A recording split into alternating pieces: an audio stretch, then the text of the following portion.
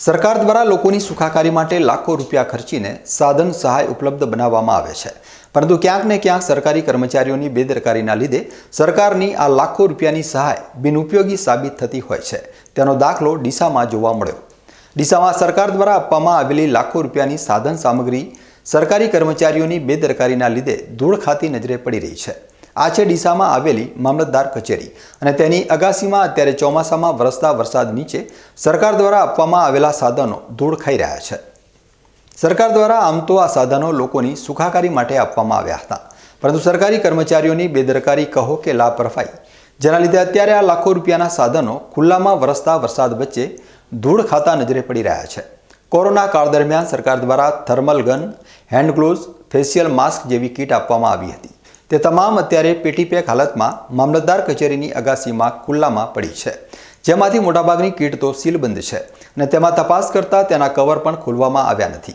તો બીજી તરફ કોમ્પ્યુટરના સાધનો કે જેમાં printer, monitor, CPU, keyboard, hard disk જેવી ચીજવસ્તુઓ પણ અહીં ખુલ્લામાં ફેંકી દેવામાં આવી છે અને ખુલ્લામાં પડી હોવાના લીધે વરસાદ અને ગરમીના લીધે આ લાખો રૂપિયાની સાધન સામગ્રી કોઈ જ કામની રહી નથી।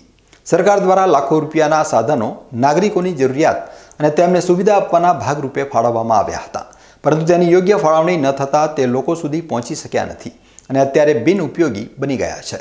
તો બીજી તરફ કોમ્પ્યુટર અને ફર્નિચરના સાધનોનું જો સમયસર સમારકામ કરાવ્યું હોત તો સરકારના લાખો રૂપિયા બચી ગયા હોત।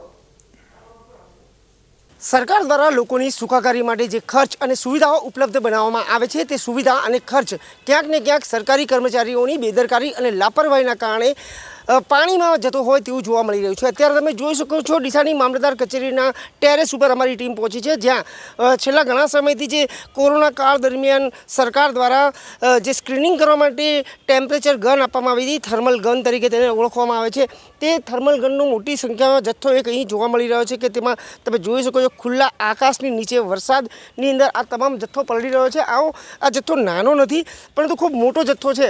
આ ઉપરાંત કોમ્પ્યુટરના સાધનો જોઈ શકો છો તમે અહીં કે કેટલાક CPU પડ્યા છે, તો ક્યાંક મોનિટર, પ્રિન્ટર, સ્કેનર, આવી સુવિધાઓ જે સરકાર દ્વારા મસ્ત મોટા ખર્ચે પબ્લિકને આપવામાં આવે છે, પબ્લિકની સુખાકારી માટે આપવામાં આવે છે, તેનું રખરખાવ ન હોવાના કારણે આ રીતે ખુલ્લામાં સરતી તમે જોઈ શકો છો। આ તમામે તમામ ઘણા ખાસા ટાઈમથી અહીં ડીસાની મામલતદાર કચેરીની ટેરેસ પર પડી છે અને તેનું હજુ સુધી કોઈ સમારકામ કરવામાં આવ્યું નથી કે નથી તો તેનો ઉપયોગ કરવામાં આવતો। આ ઉપરાંત તમે અહીં મોટી માત્રામાં ખુરશીઓ પણ જોઈ શકો છો કે જે એકદમ ખરાબ હાલતમાં જોવા મળી રહી છે।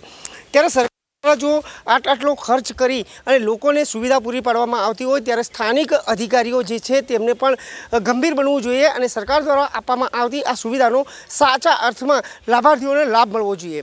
અતુલ પટેલ સાથે Haresh Thakor, BK news channel, Deesa.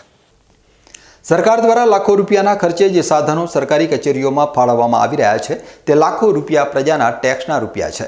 ત્યારે સરકારે પણ પ્રજાના રૂપિયા આ રીતે અડે ન જાય તેનું પણ ધ્યાન રાખવું જરૂરી છે।